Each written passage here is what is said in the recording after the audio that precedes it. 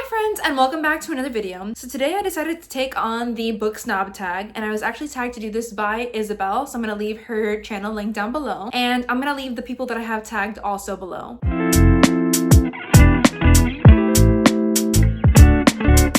So basically this tag is about your sophistication levels regarding reading. So basically your snobbish behavior and the way that you view reading, if you view it in a snobbish way or not, if you have very sophisticated ideals of reading should look like or not. So that's basically what the tag is related to. So without further ado, I will dive right in. Okay, so the first question is, what is your definition of book snobbery? Now, this is a really tricky one for me to answer, but I think that book snobbery is really anything that involves viewing a certain type of reading as superior to others. So people that think that classics or reading nonfiction or reading textbooks is superior to fiction reading, I would classify that as book snobbery. And I see this most often in these people because they don't view fiction as a valid form of reading, and they don't really see all the value that fictional books can have on our lives. And so that's what I think that book snobbery is, in my personal opinion, but I'd love to know what you guys think about it. All right, and then the next question is there a genre of book that you would never consider reading? And quite honestly, I don't really think so.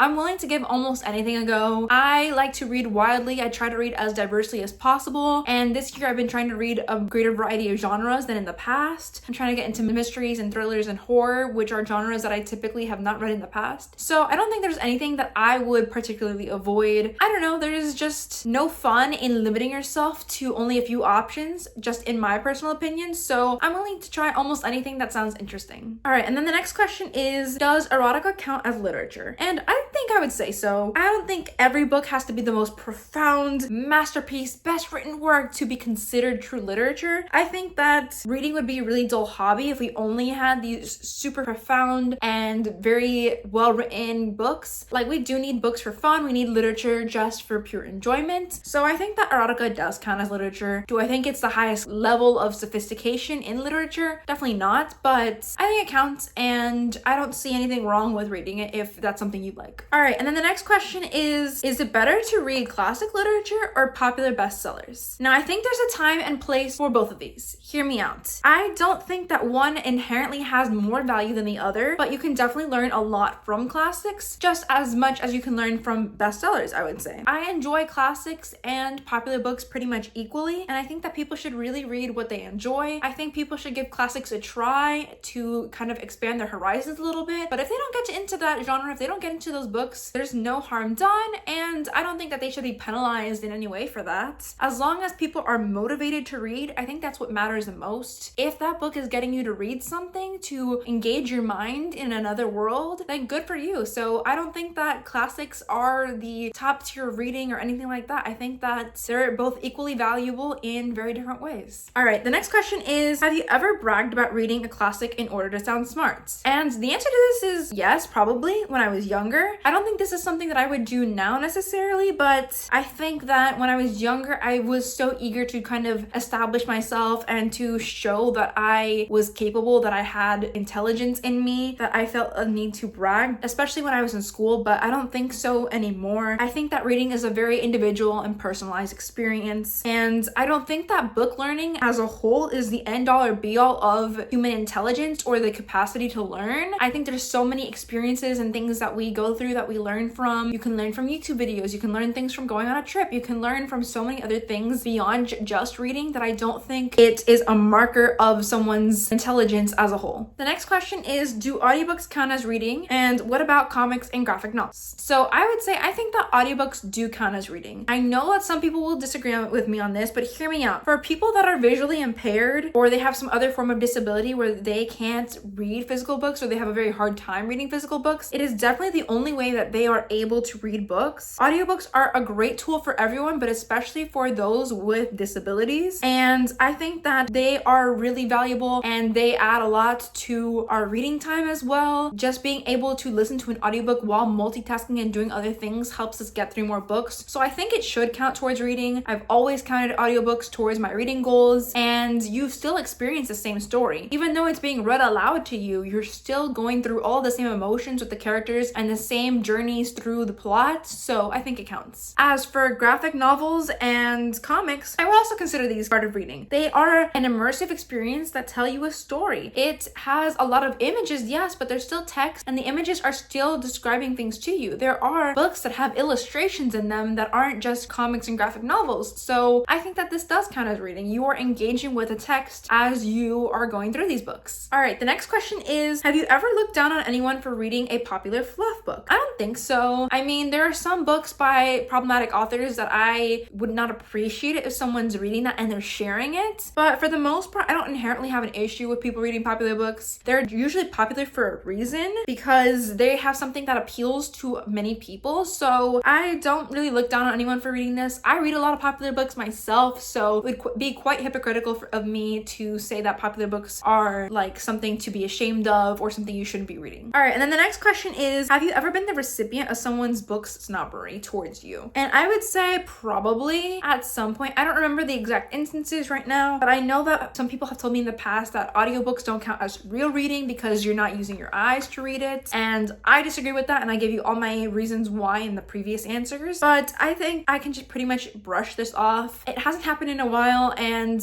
when it does happen, I just kind of dismiss the person because I don't hold stock in anything that they say about that. All right, the next question is, would you ever be friends with a snob? And I mean, as long as they aren't overly pushy about it or unnecessarily rude, I don't see why not. I think that it can be interesting to try to challenge these people to view things beyond their very limited perspective, but I don't have an issue with being friends with people that are snobbish about books as long as they're not being rude or trying to push their ideas really hard on other people. All right, the next question is, are people who don't read less sophisticated than people who do? And to this, I will say not necessarily. I'm not sure. I don't think that sophistication is always gained from reading. I think there's a lot of people that read books that are not very sophisticated people, and I think that the opposite is true as well. I don't think sophistication comes from reading necessarily, and in today's age and day, there's so many different ways that you can be educated about things, that you can become sophisticated, that I don't think books are the end all and be all for that. Okay, and then the last question is, measure yourself. Based on the previous 10 questions, would you say you qualify as a book snob? I would say pretty much no, I don't think so. Obviously, other people can judge that better than I can, so you'll have to let me know in the comments down below if you think I'm a book snob, but I do think I used to be much more of a major book snob growing up and as a child, but as I've met more people and had a greater variety of experiences, I think I've become less of a book snob over time, and I think that's just purely from getting to know about more perspectives and having greater empathy for people who have walked different paths in life than I have. And then the last thing in this video is to tag some people, so I will leave the people that I'm tagging down below. And yes, that's gonna be the end of all the questions for this tag. This was super fun to do, and I want to say a big thank you again to Isabel for tagging me to do this. All right, so that's the end of my video. Thank you so much for watching, especially if you made it to this point. I appreciate each and every one of you that watches my videos. If you like this video, give it a like, comment, and subscribe, and I would love to see you in the next one. Wherever you are in the world, whether it's morning, afternoon, or evening, I hope that you are doing well, and I will see you for the next video. Bye!